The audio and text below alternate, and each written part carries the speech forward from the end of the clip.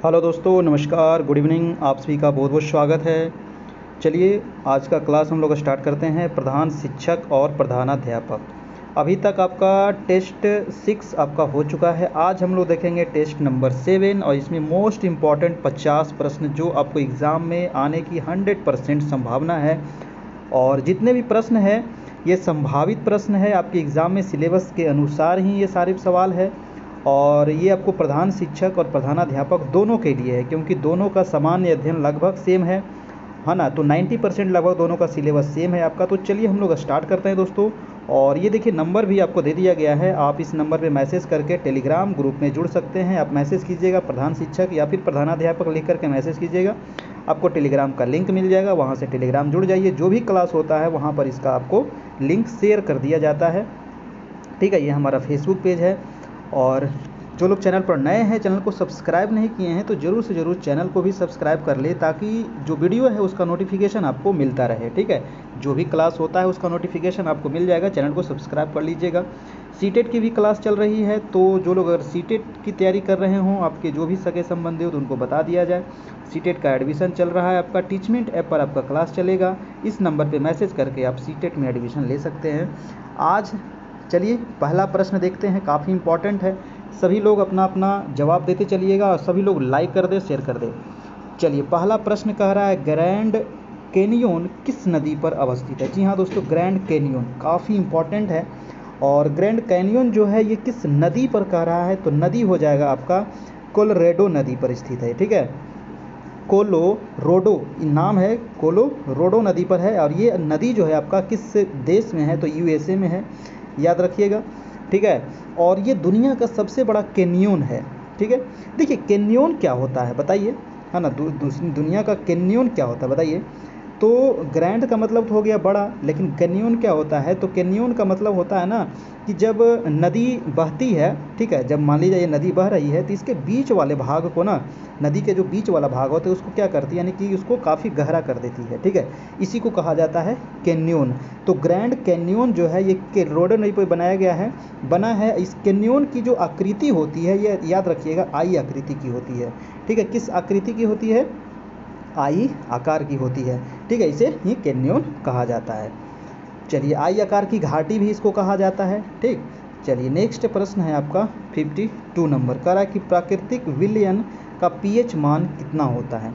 देखिए प्राकृतिक विलयन का पीएच मान पूछ रहा है आपका, तो कितना होता है, तो इसका आंसर क्या हो जाएगा, इसका ऑप्शन देखिए 0, 1, 7 या फिर 14। तो 52 का हो जाएगा आपका आंसर नंबर ए, यानी कि 0।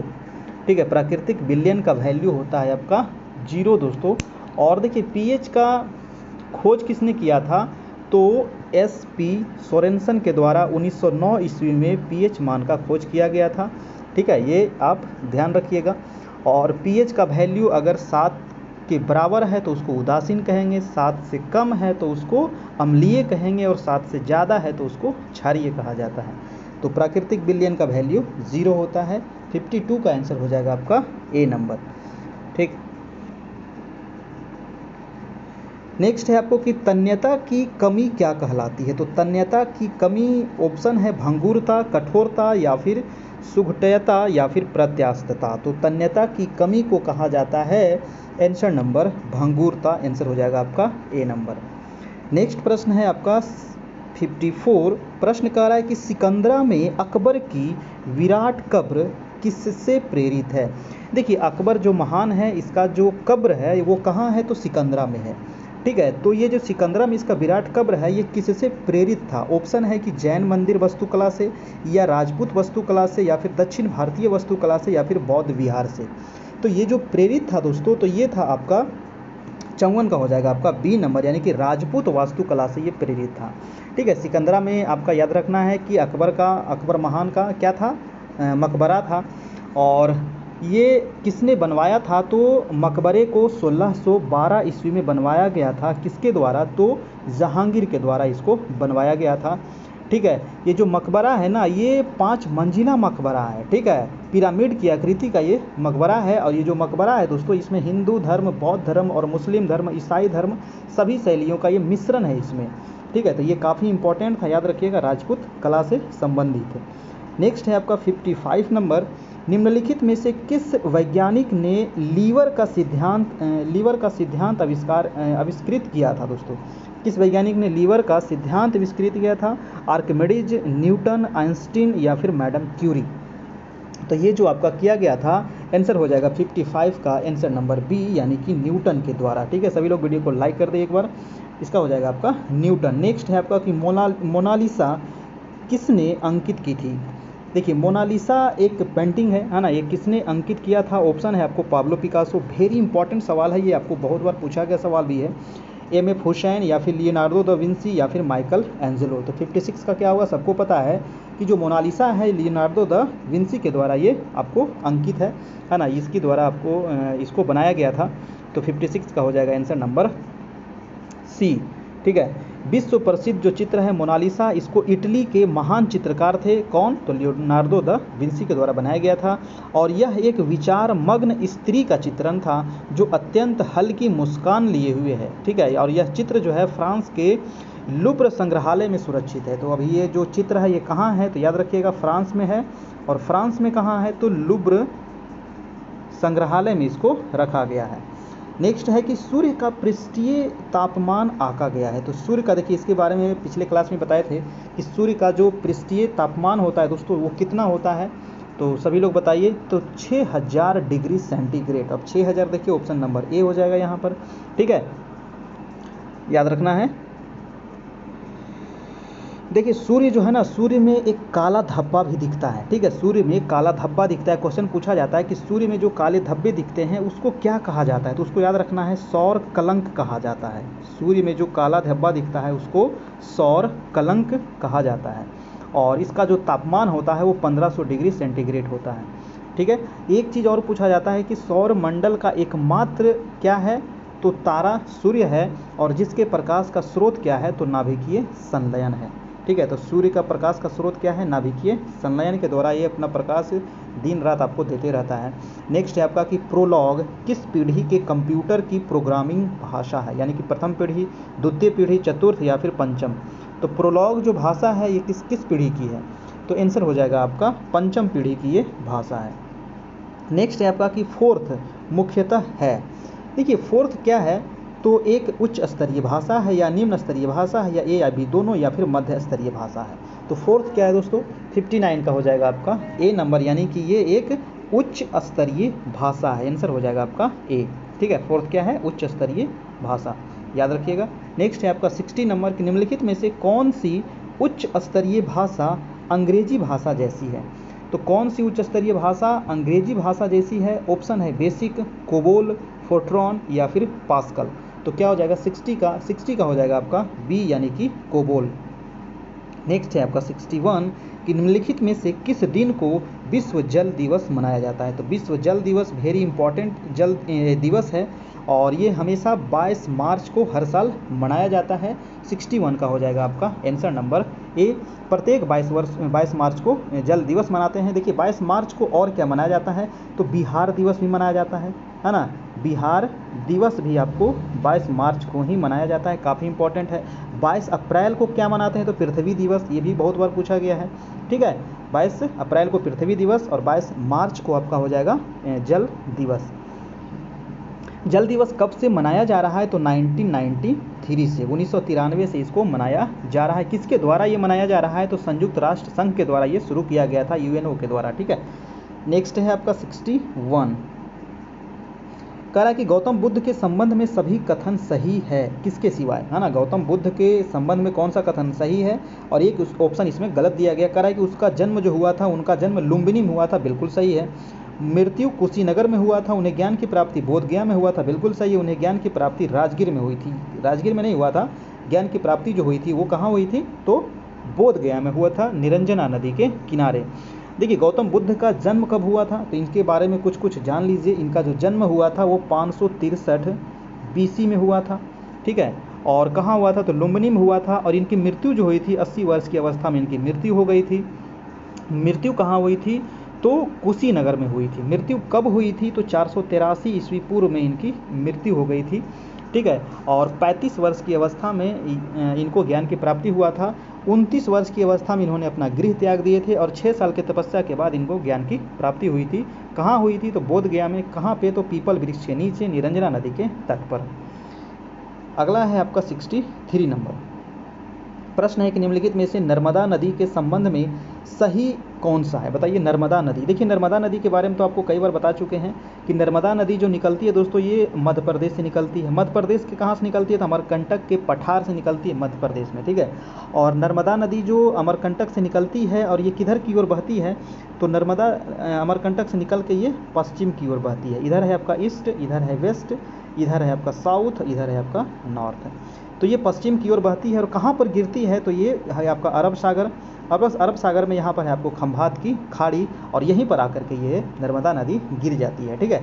अब एक देखिए, ये नर्मदा नदी के बारे में कहा जाता है कि ये भ्रंश घाटी से होकर के बहती है। भ्रंश घाटी से कहने का मतलब है कि ये भ्रंश क्या होता है ना, कि जैसे कि ये कोई क्या है, मतलब कि कोई पहाड़ है, कोई पर्वत है या फिर कोई भूमि है, ज़मीन है, और ये बीच में क्या हो गया, धंस गया है और इसी धसान घाटी से होकर के बहती है। तो इसी को कहते हैं भ्रंश घाटी से होकर के बहना। और जो भी नदियाँ भ्रंश घाटी से होकर के बहती है ना, वो काफ़ी तीव्रगामी नदी होती है, मतलब कि उसकी धारा काफ़ी तीव्र होती है। और यही कारण है कि जो ये नर्मदा नदी है, ये आपको डेल्टा का निर्माण नहीं करती है, ये ज्वारनद मुख का निर्माण करती है। क्योंकि इसका जितना भी मलबा होता है ये आपको यहाँ पर रुक नहीं पाता है, क्योंकि इसकी धारा काफ़ी तीव्र होती है। सारा कहाँ चला जाता है? तो अरब सागर में चला जाता है और इधर से ज्वार आता है, इसको सारा अंदर की ओर खींच लेता है। तो यहाँ पर डेल्टा निर्माण होने का मतलब परिस्थिति नहीं बन पाती है, तो यहाँ पर ज्वारनद मुख का निर्माण होता है, ठीक है। अब इसका ऑप्शन देख लीजिए नर्मदा नदी के बारे में। कह रहा है कि अमरकंटक के निकट से निकलती है, बिल्कुल सही है। और इसके किनारे प्रसिद्ध महाबलेश्वर मंदिर है, तो इसके किनारे ही महाबलेश्वर मंदिर है, ये भी आपका बिल्कुल सही है दोस्तों। सॉरी, महाबलेश्वर मंदिर नहीं, ये कह रहा है कि मार्बल रॉक्स के समूह के बीच में बहती है, ये भी आपका सही है।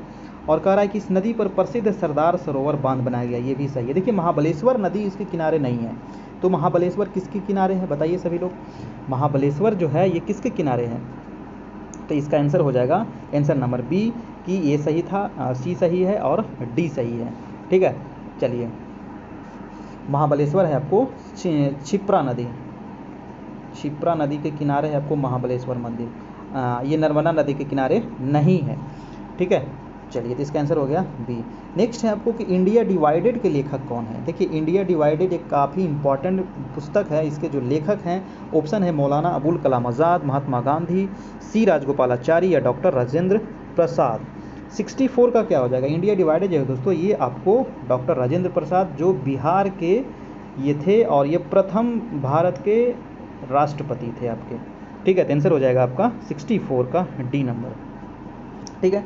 मौलाना अबुल कलाम आज़ाद का एक प्रसिद्ध पुस्तक है, उसका नाम है इंडिया विंस फ्रीडम। याद रखना है, इंडिया विंस फ्रीडम, है ना, किसके द्वारा? तो मौलाना अबुल कलाम आज़ाद का ये पुस्तक है। महात्मा गांधी की महत्वपूर्ण फेमस पुस्तक है सत्य से प्रयोग, है ना, बहुत सत्य से प्रयोग है। सी राजगोपालाचारी की पुस्तक है हिंदुत्व। ये सब पुस्तकें आप बार बार पूछा जाता है, ठीक है, याद रखना है। नेक्स्ट है आपका 65 नंबर, देश के स्टॉक एक्सचेंज को कौन नियमित करता है? देखिए ये क्वेश्चन भी बहुत बार आपको बता चुके हैं कि जो स्टॉक एक्सचेंज है इसको जो नियमित करता है, यानी कि किसके देख रेख में चलता है, तो वो सेबी के देख रेख में चलता है, ठीक है। Security exchange board of India, है ना, सेबी का मुख्यालय कहाँ है? तो मुंबई में है, ध्यान रखिएगा, ठीक है। स्टॉक एक्सचेंज कहाँ है? तो इसका मुख्यालय आपको मुंबई में ही है। तो 65 का क्या हो जाएगा आपका? D number, SEBI.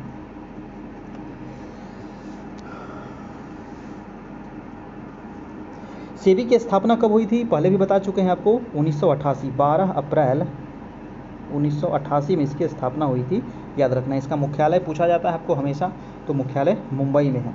नेक्स्ट है, निम्नलिखित में से एक को छोड़कर सभी समुद्र तट यानी कि भारतीय प्रायद्वीप के पश्चिम में है, वह अकेला कौन सा है? देखिए, तो एक है आपको पश्चिम में, भारतीय प्रायद्वीप पश्चिम में है, ठीक है। चलिए, तो सभी प्रायद्वीप के पश्चिम में कौन सा है बताइए? तो ये है आपका ईस्ट, ये है आपका वेस्ट। तो ऑप्शन ये है आपको कलनगुटे, जुहू, कोवलम या फिर मरीना। 66 का क्या होगा दोस्तों? 66 का हो जाएगा आपका डी नंबर, मरीना जो है पश्चिम में है, 66 का हो जाएगा। निम्नलिखित में से एक को छोड़कर सभी समुद्री तट भारतीय प्रायद्वीप के पश्चिम में है, आंसर हो जाएगा आपका डी नंबर, ठीक है। मरीना है कहाँ? तो मरीना याद रखना है देखिए जुहू हो गया आपका, कलनगुटे हो गया, कोवलम हो गया, ये तीनों कहाँ है? तो ये तीनों पश्चिमी तट पर है। लेकिन जो मरीना है ये आपको पश्चिमी तट पर नहीं है। तो ये है कहाँ? तो याद रखना है, ये आपको मद्रास में पड़ता है। ठीक है, मद्रास कहाँ पड़ी है? तो यहाँ पर है आपको मद्रास। मद्रास पहले अब इसको चेन्नई कहा जाता है। ठीक है, तो ये हो गया मद्रास, और ये बंगाल की खाड़ी के तट पर है। ठीक है, तो आंसर हो जाएगा आपको मरीना बीच। जुहू बीच वगैरह तो जानते ही हैं आपको, है ना, आपको महाराष्ट्र में है। और जितना कोवलम वगैरह ये सभी सब पश्चिमी तट पर ही है आपका। नेक्स्ट है आपका बीबी का मकबरा कहाँ स्थित है? देखिए बीबी का मकबरा कहाँ स्थित, काफ़ी इंपॉर्टेंट प्रश्न है। तो बीबी का मकबरा कहाँ है बताइए? ऑप्शन है आपको आगरा, अजमेर, औरंगाबाद या फिर दिल्ली। सभी लोग अपना अपना कमेंट भी करते चलिएगा तो अच्छा रहेगा। तो बीबी का मकबरा नाम तो बड़ा अच्छा है, तो ये हो जाएगा आपका औरंगाबाद में है आपका। ठीक है, कहाँ है? औरंगाबाद। औरंगाबाद कहाँ? तो बिहार वाला औरंगाबाद नहीं, ये महाराष्ट्र वाला औरंगाबाद। ठीक है, महाराष्ट्र में भी एक औरंगाबाद है, तो वहाँ है आपका बीबी का मकबरा।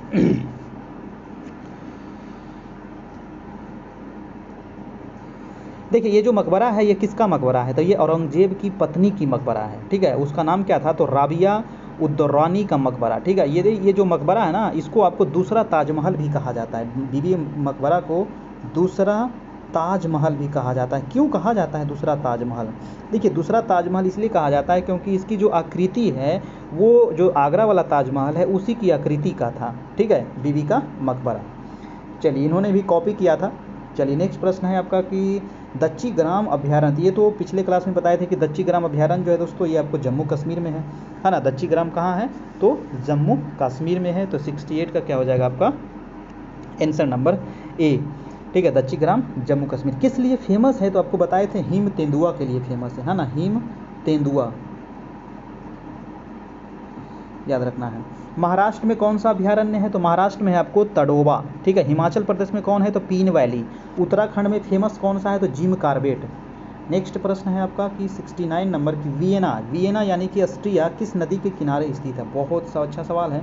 तो ऑस्ट्रिया की राजधानी है आपका वियना, और ये किस नदी के किनारे बसा हुआ है? तो 69 का क्या हो जाएगा? डेन्यूब नदी के किनारे, है ना। किस नदी के किनारे? डेन्यूब नदी के किनारे है। और टाइबर जो है दोस्तों ये किस नदी के किनारे है? तो सॉरी रोम जो है टाइबर नदी के किनारे है ना।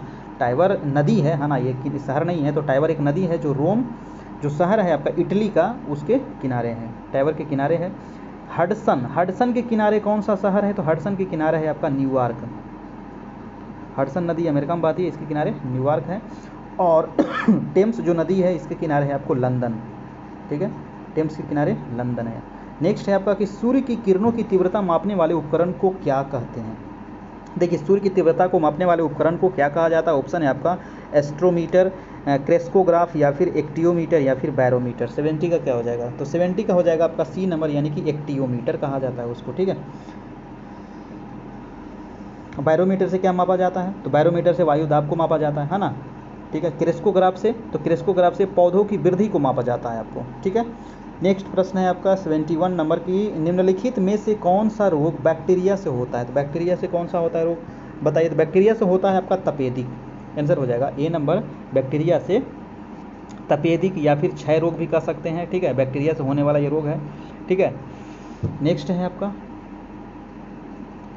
भारत में सर्वप्रथम संपूर्ण भारतीय फिल्म 1913 में बनी थी। संपूर्ण भारतीय फिल्म कब बनी थी? 1913 में बनी थी। इसका नाम क्या था? तो 1913 में जो बनी थी इसका नाम क्या था? काफ़ी इंपॉर्टेंट है, आंसर हो जाएगा Raja Harishchandra. Answer number C. सबको पता है राजा हरिश्चंद्र सबसे पहली बार ये बना था। नेक्स्ट है आपका 73 नंबर की सिख खालसा स्थापित किया गया था निम्नलिखित के द्वारा। देखिए सिखों के जो टोटल गुरुओं की संख्या कितनी है? तो टोटल 10 गुरु हैं सिख धर्म में। और सबसे लास्ट वाले जो गुरु थे वो थे आपके गुरु गोविंद सिंह, और जिनका जन्म कहाँ हुआ था? तो बिहार के पटना में हुआ था, पटना सिटी में, है ना। गुरुद्वारा भी आप गए भी होंगे, तो वहाँ इनका जन्म हुआ था गुरु गोविंद सिंह का। ये सिख के 10वें गुरु थे, और इन्होंने ही सिख खालसा की स्थापना किए थे। आपका आंसर हो जाएगा आपका आंसर नंबर बी हो जाएगा। ठीक है, चलिए नेक्स्ट प्रश्न देख लेते हैं। 74 नंबर कह रहा है कि वास्को डी गामा सीधे समुद्री मार्ग से यूरोप से भारत को प्रथम बार खोजते हुए कालीकट के समुद्र तट पर कब पहुंचा था? देखिए तो वास्को डी गामा आपको भारत कब आया था? तो ये तो क्वेश्चन कई बार आपको पूछा गया एग्जाम में, है ना। तो वास्को डी गामा जो भारत आया था दोस्तों ये 1498 ईस्वी में आया था। ठीक है, कब आया था? 1498 में आया था ये आपको आंसर हो जाएगा आपका आंसर नंबर डी। और ये कहाँ आया था, तो यहाँ पर देखिए, ठीक है, ये है आपका केरल। ये कौन सा राज्य है, केरल है। यहीं पर तट है आपका आपको कालीकट तट पे ही आया था। और वहाँ का शासक था कौन, जमोरिन, उन्होंने उसका स्वागत किया था आपका। देखिए जो ये पुर्तगाल आया था आपका, वास्को डी गामा आया था, ये किधर से होकर के आया था, ये क्वेश्चन पूछा जाता है। तो केप ऑफ गुड होप, ठीक है, केप ऑफ गुड होप जो है ना, ये जैसे मान लिया जाए कि ये आपका अफ्रीका था, ठीक है। अफ्रीका का जो किसी भी यहाँ पर जो सबसे लास्ट वाला जो भाग है ना, इसको कहा जाता है केप ऑफ गुड होप। तो इधर से ही होकर के आया था और यहाँ पर था मेडागास्कर, ठीक है। तो यहाँ से होते हुए ये कहाँ आया था, तो ये आपका भारत आया था, ठीक है। तो ये चीज़ आप ध्यान रखिएगा, केप ऑफ गुड होते हुए ये भारत आया था। नेक्स्ट है आपको कि टोर्नेडो निम्नलिखित से मेल खाता है। तो टोर्नेडो किससे मेल खाता है, टोर्नेडो क्या है, तो एक चक्रवात है, या फिर प्रति चक्रवात है, या फिर मानसूनी बीच है, या फिर बड़े मानसून का अचानक आ जाना, उसको टोर्नेडो कहते हैं। तो किसको कहा जाता है टोर्नेडो दोस्तों, तो आंसर हो जाएगा आपका चक्रवात है, एक प्रकार का क्या है ये, टोर्नेडो चक्रवात है। और ये कहाँ आता है, तो याद रखिएगा ये अमेरिका में आता है। कहाँ आता है, अमेरिका में आता है, ठीक है। और ये बहुत ज़बरदस्त आपको इसमें आंधी तूफान देखने को मिलता है, ठीक है। और ये कब आता है, तो बसंत के बाद, मतलब कि बसंत के समय और गर्मी जब शुरू होता है ना, उस समय पर आता है। जैसे भारत में कैसे आता है आपको काल बैसाखी, है ना, बैसाख के महीने में पश्चिम बंगाल, उड़ीसा, बिहार वगैरह में बहुत उत्पात मचाता है बैसाख में, है ना, उसको काल बैसाखी कहा जाता है। तो उसी प्रकार से अमेरिका में जो आता है उसको टर्नेडो कहते हैं, ठीक है, ध्यान रखना है।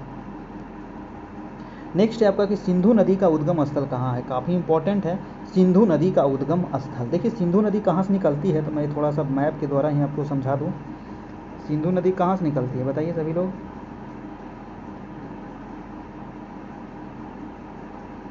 देखिए दोस्तों, सिंधु नदी जो निकलती है वो निकलती है आपको यहाँ से, मानसरोवर झील से।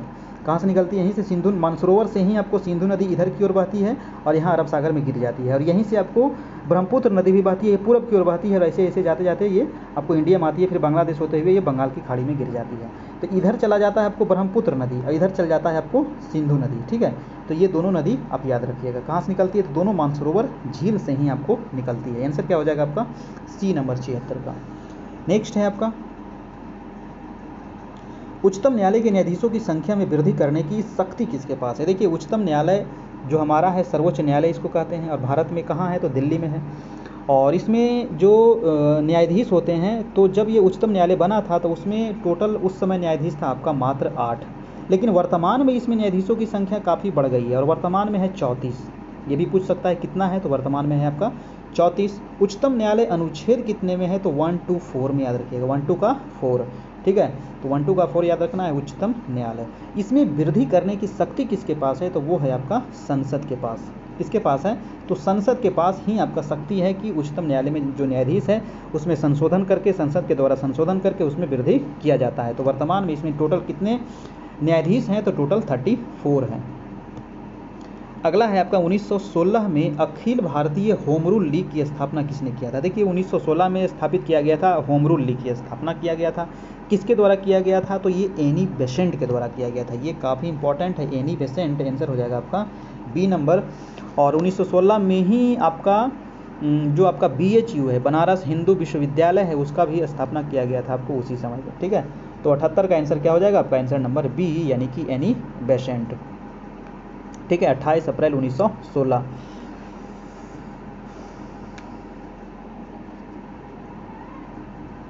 इसमें देखिए 2 लोग थे, एक तो एनी बेसेंट थे और एक और थे आपका कौन, तो बाल गंगाधर तिलक। ये दोनों ने मिलकर के ही किया था। नेक्स्ट प्रश्न है आपका निम्नलिखित में से कौन से 2 राज्य कावेरी जल विवाद से संलग्न है। देखिए कावेरी जल विवाद, हर एक राज्यों में नदी होता है और नदी के जो बहती है तो वो तो नदी तो नहीं देखती है ना कि हम किस राज्य में बह रहे हैं, वो आपको बिहार में भी बहेगी, आपका यूपी में भी बहेगी, जैसे गंगा नदी है आपका। तो उसी प्रकार से दोस्तों यहाँ है कर्नाटक और यहाँ है आपको तमिलनाडु। तो कावेरी नदी कहाँ से निकलती है, आपको बताए थे कि कावेरी नदी निकलती है ब्रह्मगिरी से, और ये कर्नाटक होते हुए तमिलनाडु जाती है, और इसके बाद ये कहाँ चल जाती है, तो बंगाल की खाड़ी में जाती है। और ये दोनों देशों के दोनों राज्यों के बीच एक विवाद है, कावेरी जल विवाद। इसका कहना है कि इसका जल हम ज़्यादा रखेंगे, इसका कहना है हम ज़्यादा रखेंगे, क्योंकि साउथ में जल की काफ़ी संकट है ना। तो इसके वजह से ये दोनों के बीच, राज्यों के बीच विवाद रहता है। तो आंसर हो जाएगा कर्नाटक और तमिलनाडु। अब दोनों के बीच लगभग समझौता हो गया है आपका, तो आंसर हो जाएगा ए नंबर, कावेरी जल विवाद कर्नाटक और तमिलनाडु, 79 का ए नंबर। अगला है आपका 80 नंबर की किस एकमात्र कांग्रेस अधिवेशन की अध्यक्षता महात्मा गांधी ने किए थे। देखिए कांग्रेस का स्थापना हुआ था 1885 ईस्वी में, है ना, ये वो ह्यूम के द्वारा इसकी स्थापना की गई थी। ठीक है, प्रथम इसके अध्यक्ष कौन थे, WC बनर्जी, है ना, प्रथम हुआ था आपको बम्बई में। लेकिन कहा रहा है कि एकमात्र अधिवेशन की अध्यक्षता कौन किए थे, तो गांधी जी किए थे। तो गांधी जी के द्वारा बेलगाम अधिवेशन किया गया था। ठीक है, कब किया गया था, कब किया गया था, तो सभी लोग बताइए कमेंट करके। बेलगाम अधिवेशन हुआ था दोस्तों आपका 1924 ईस्वी में। ठीक है, कहाँ कब हुआ था, 1924 में हुआ था। और ये कैवां अधिवेशन था, तो ये भी आप पूछा जाता है, 40वां अधिवेशन था। ठीक है, कैवां था, 40वां। और इसमें एकमात्र अध्यक्ष थे तो वो आपके गांधी जी थे, मात्र यही आपको अध्यक्षता किए थे। नेक्स्ट है आपका उपन्यास है वार एंड पीस के लेखक कौन है, तो वार एंड पीस के लेखक है लियो टॉल्स्टॉय। वेरी इंपॉर्टेंट है लियो टॉल्स्टॉय। ऑप्शन में कौन सा हो जाएगा, answer number count Leo Tolstoy, answer number 1 हो जाएगा आपका। ठीक है, अगला है आपका एक्सरे का आविष्कार किसने किया था दोस्तों। जो एक्सरे है काफ़ी इंपॉर्टेंट ये मशीन है ना, तो इसका आविष्कार जो किया गया था रोएंटजन के द्वारा किया गया था। किसके द्वारा, रोएंटजन के द्वारा, सभी को पता होगा एक्सरे रोएंटजन। ठीक है, अगला है आपका 83 नंबर की स्वतंत्रता प्राप्ति के समय भारतीय राष्ट्रीय कांग्रेस का अध्यक्ष कौन था। देखिए भारत जब आज़ाद हुआ था 1947 में, तो कह रहा है कि उस समय भारतीय राष्ट्रीय कांग्रेस का अध्यक्ष कौन था। ऑप्शन है नेहरू जी, जवाहरलाल नेहरू, या फिर सरदार वल्लभ भाई पटेल, पट्टाभी सीतारमैया, या फिर JV कृपलानी। तो 83 का क्या हो जाएगा, 83 का हो जाएगा आपका JV कृपलानी। ठीक है, जब भारत आज़ादी के समय कौन था, तो JV कृपलानी थे। नेक्स्ट है आपका कि भारतीय संविधान के किस भाग में संघीय न्यायपालिका का वर्णन किया गया। देखिए भारत में टोटल भागों की संख्या कितनी है, तो 22 भाग है। ठीक है, टोटल भारत में कितने भाग है, हमारे जो संविधान है उसमें कितने भाग है, तो 22 भाग है। और तो 22 भाग में जो संघीय न्यायपालिका का उल्लेख किया गया वो किस भाग में किया गया है। ठीक है, भाग 2 में क्या है, तो भाग 2 में तो आपका नागरिकता है। भाग 3 में क्या है, तो मौलिक अधिकार है। भाग 4 में क्या है, नीति निर्देशक तत्व है। तो कौन सा बचा, भाग नंबर 5 बच गया। तो भाग 5 में ही दोस्तों संघीय न्यायपालिका का उल्लेख किया गया है आपका। ठीक है, आंसर क्या हो जाएगा आपका D नंबर। नेक्स्ट है आपका 85 नंबर। 85 आपका मैथ है, इसको मैं यहाँ पर छोड़ता हूँ, मैं आगे चलता हूँ। 88 हो गया, 89 इसको आप लोग बनाइएगा। ठीक है, हाँ चलिए 91 नंबर प्रश्न देखिए कि बिहार के किस मुगल शासक का राज्याभिषेक हुआ था। देखिए बिहार का वो कौन शासक था, मुगल शासक, है ना, जिसका राज्याभिषेक हुआ था। ऑप्शन है आपका फर्रुखसियर, शाह आलम द्वितीय, मोहम्मद शाह, या फिर बहादुर शाह। तो 91 का हो जाएगा आपका शाह आलम द्वितीय था आपका जो मुगल शासक था जिसका राज्याभिषेक किया गया था। चलिए इसका जो राज्याभिषेक हुआ था वो 1713 ईस्वी में हुआ था। और कहाँ हुआ था, तो पटना में हुआ था। ठीक है, नेक्स्ट प्रश्न है आपका 92 नंबर कि बिहार में मुगल स्थापत्य कला का सर्वश्रेष्ठ उदाहरण कौन सा है। तो बिहार में मुगल स्थापत्य कला का सर्वश्रेष्ठ उदाहरण बताना है दोस्तों, तो क्या होगा।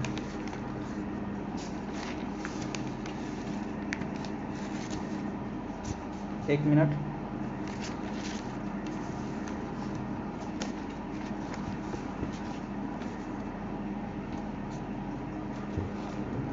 हाँ 92 नंबर प्रश्न है कि बिहार में मुगल स्थापत्य कला का सर्वश्रेष्ठ उदाहरण। ऑप्शन है आपका पटना स्थित संगी मस्जिद, मनेर स्थित शाह दौलत खां का मकबरा, या फिर पटना में सैफ खां का मकबरा, या फिर शेरशाह का किला।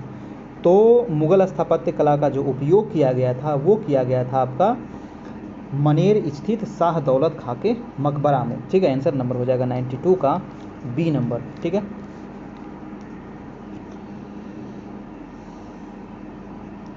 नेक्स्ट है आपका कि बिहार छात्र सम्मेलन के किस अधिवेशन में बिहार युवक संघ की स्थापना हुई। बिहार छात्र सम्मेलन के किस अधिवेशन में बिहार युवक संघ की स्थापना हुई थी। मोतिहारी, भागलपुर, पटना, या फिर छपरा। तो 93 का क्या हो जाएगा आपका आंसर नंबर A, यानी कि मोतिहारी में हुआ था आपका। कहाँ हुआ था, मोतिहारी में हुआ था। ठीक है, तो बिहार छात्र सम्मेलन का मोतिहारी अधिवेशन में बिहार युवक संघ की स्थापना हुई थी। बिहार छात्र परिषद का गठन जो किया गया था वो राजेंद्र प्रसाद के द्वारा किया गया था। ठीक है, अगर पूछा जाए कि बिहार छात्र सम्मेलन का गठन किसने किए थे, तो राजेंद्र प्रसाद किए थे। और एक क्वेश्चन और पूछता है कि बिहार युवक संघ की स्थापना किसके द्वारा किया गया था। तो बिहार युवक संघ की स्थापना ज्ञान साहा के नेतृत्व में हुआ था आपको 1928 ईस्वी में। ठीक है, 1928 में ज्ञान साहा के नेतृत्व में। नेक्स्ट प्रश्न है आपका 94 कह रहा है कि बिहार के किस क्रांतिकारी ने 14 अप्रैल 1929 ईस्वी को प्रथम नौजवान दिवस मनाने का ऐलान किया था। देखिए, तो बिहार के किस क्रांतिकारी ने प्रथम नौजवान दिवस, ऑप्शन क्या दिया गया है, ऑप्शन है आपका फणीश्वर नाथ रेणु, मनीन्द्र नारायण, प्रोफेसर ज्ञान साहा या फिर बटुकेश्वर दत्त। तो वो जो क्रांतिकारी थे दोस्तों, प्रोफेसर ज्ञान साहा ही थे। अभी आपको बताए थे ज्ञान साहा के बारे में। इन्होंने ही बिहार युवक संघ की, इन्हीं के नेतृत्व में 1928 में आपको मोतिहारी में बिहार युवक संघ की स्थापना किया गया था। ठीक है, और इन्हीं के ही प्रथम नौजवान दिवस मनाने का ऐलान किया गया था। ठीक है, चलिए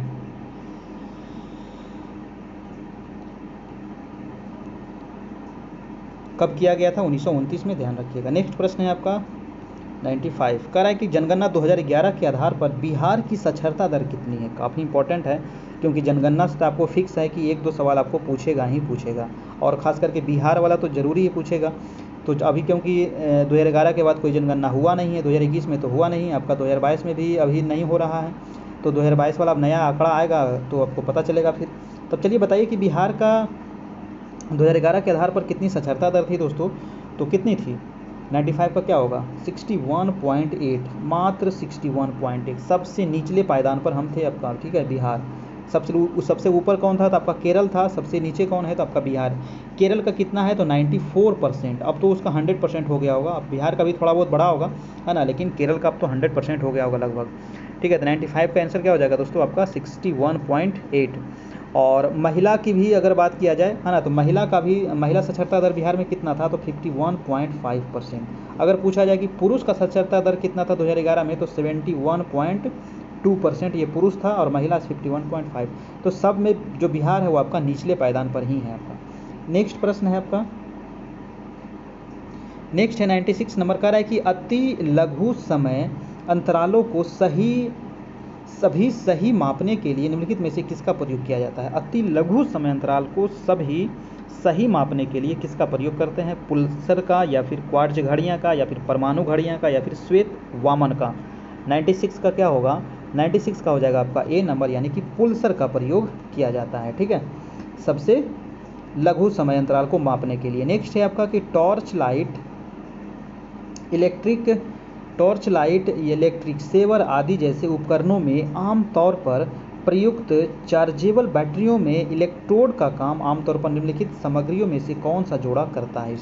उसमें आयरन और कैडमियम होता है, या फिर निकेल कैडमियम होता है, या फिर लेड पेरोक्साइड और लेड होता है, या फिर जिंक कार्बन होता है। क्या हो जाएगा आपका 97 का क्या होगा, तो इसका आंसर हो जाएगा दोस्तों आपका बी नंबर, यानी कि निकेल और cadmium, answer number D. Next है आपका कि कपड़ों और बर्तनों को साफ करने के लिए प्रयुक्त डिटर्जेंट में क्या होता है। तो कपड़ा और बर्तन को साफ करने के लिए प्रयुक्त डिटर्जेंट में क्या होता है, तो 98 का क्या होगा बताइए। नाइट्रेट होता है, या फिर बाइकार्बोनेट होता है, या सल्फोनेट होता है, या फिर बिस्मथेट होता है। तो इसका आंसर हो जाएगा सल्फोनेट होता है आपका। ठीक है, नेक्स्ट है आपका 99 नंबर, कह रहा है कि बिहार के मिथिला में गाए जाने वाला गीत लगनी राग किस अवसर पर गाया जाता है। देखिए, नाम ही है लगनी राग, है ना, तो लगन के समय ये गाया जाता है, शादी के टाइम पे ये गाया जाता है। कहाँ, तो बिहार के मिथिला में। तो बच्चे के जन्म के अवसर पर, विवाह के अवसर पर, होली के अवसर पर, या रामनवमी के अवसर पर। तो आंसर हो जाएगा आपका बी नंबर, यानी कि विवाह के अवसर पर। ये भी पूछ सकता है कहाँ गाया जाता है, तो मैथिली में। ठीक है, आंसर नंबर हो जाएगा आपका 99 का बी नंबर दोस्तों। ठीक है,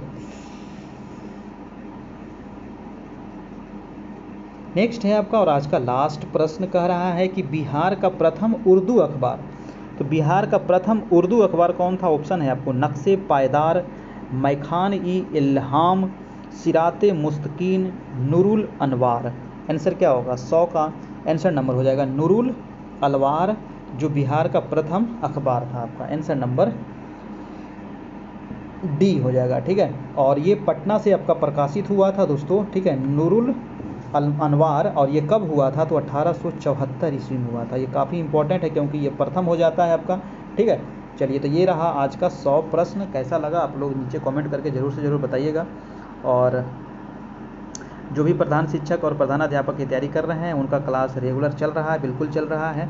और आप सभी से एक रिक्वेस्ट है कि आप लोग ज़रूर से ज़रूर सहयोग करें, तभी ये क्लास आगे रेगुलर चलते रहेगा। तो जो लोग अगर सहयोग करना चाहते हैं तो फ़ोनपे या गूगल पे से, जो भी आपका, कोई भी इसमें लिमिट नहीं है कि कितना सहयोग करना है ना, तो आपको जो इच्छा हो आप सहयोग कर सकते हैं। सहयोग राशि आपका कोई इसमें लिमिट नहीं रखा गया है। जो देखिए, जो सहयोग करेंगे उसके लिए अलग से एक ग्रुप बनाया गया है और उन्हीं को एक व्हाट्सएप ग्रुप में ऐड किया गया है और ऐड किया जाएगा आपका, ठीक है। तो ये ग्रुप है, आप इस नंबर पर मैसेज करके आप ग्रुप में जुड़ना चाहते हैं तो सहयोग करें। उसके बाद आपको PDF नोट्स वगैरह उस ग्रुप में आपको दिया जाते रहेगा, ठीक है।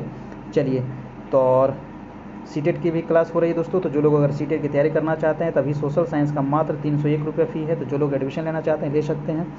और इसमें हिस्ट्री, पॉलिटी, सोशल साइंस आपको सारा चीज़ में पढ़ाया जाएगा आपको। और इसमें वीकली टेस्ट भी होते रहेगा, फुल डिस्कशन इसका चलते रहेगा, NCERT का नोट्स भी आपको प्रोवाइड कराया जाएगा, ठीक है। और यहाँ पर हिंदी की भी क्लास होगी आपकी, हिंदी के भी एडमिशन चल रहा है, हिंदी संस्कृत का, है ना। इसका मात्र फ़ी अभी 400 है। 15 तारीख के बाद ये फ़ी आपको बढ़ने वाला है। और आज का ये टेस्ट नंबर आपका 7 था। 7 टेस्ट आपका कंप्लीट हो गया। कल फिर आपका रात में 9 बजे से टेस्ट होगा। तो डेली दोस्तों आपका टेस्ट चलता है आपको रात में 9 बजे से लाइव क्लास। तो सभी लोग रात में 9 बजे से ज़रूर से ज़रूर जुड़िएगा। जितने भी प्रश्न है ये आप सभी के लिए वेरी वेरी इंपॉर्टेंट सवाल है, क्योंकि यहीं से आपको बार बार एग्जाम में पूछे जाते हैं प्रश्न, और इसमें भी आपको 100% लड़ेगा। पिछला बार भी जब बिहार स्टेट की तैयारी करवाए थे, बहुत सारे बच्चे का रिजल्ट हुआ था, लगभग 400 से 500 बच्चे का रिजल्ट हुआ था उसमें, ठीक है। और बिल्कुल फ्री क्लास हुआ था आपका, ठीक है। तो इस बार भी बिल्कुल फ्री ही चल रहा है। बस आप लोग से एक छोटा सा सहयोग मांगा जा रहा है ताकि आप लोग सहयोग कर सके। और क्योंकि आप लोग तो बेरोज़गार हैं नहीं, तो सहयोग करने में कोई ज़्यादा दिक्कत होना नहीं चाहिए, है ना। तो आप लोग बिल्कुल सहयोग करें, और सहयोग करने के बाद उसका स्क्रीनशॉट ज़रूर भेज दीजिएगा इस नंबर पर, ताकि मैं आपको ग्रुप में ऐड कर सकूं, ठीक है। और जो लोग अगर ग्रुप से जुड़ना चाहते हैं तो इस नंबर पे मैसेज भी कीजिएगा, नंबर भी आपको दिया गया है, ठीक है। टेलीग्राम में भी आप जुड़ सकते हैं, वहाँ भी आपको लिंक वगैरह मिलते रहता है। तो फिर मिलेंगे हम नेक्स्ट वीडियो में, तब तक के लिए good night, goodbye, take care.